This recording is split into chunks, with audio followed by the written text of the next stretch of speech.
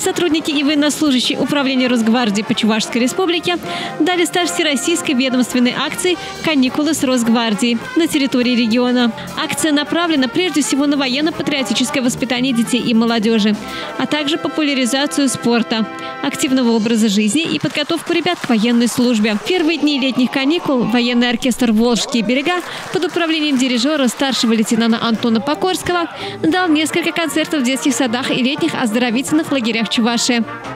Мы ежегодно проводим акцию «Каникулы с Росгвардией» для детей и подростков нашей республики.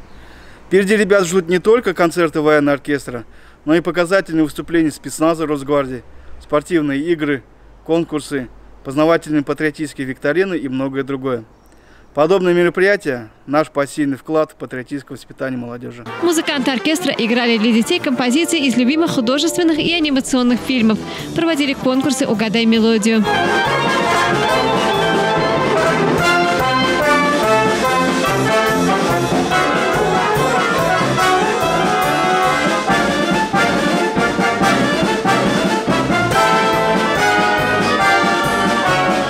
Кое-кому из ребят даже удалось на пару минут занять место военного дирижера.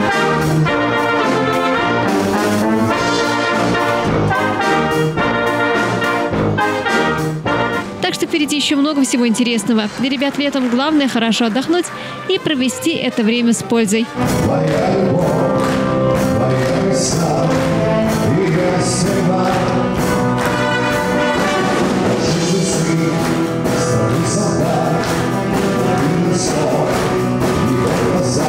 Елена Яковлева, пресс-служба Росгвардии в Чувашской Республике. Жизнь столицы.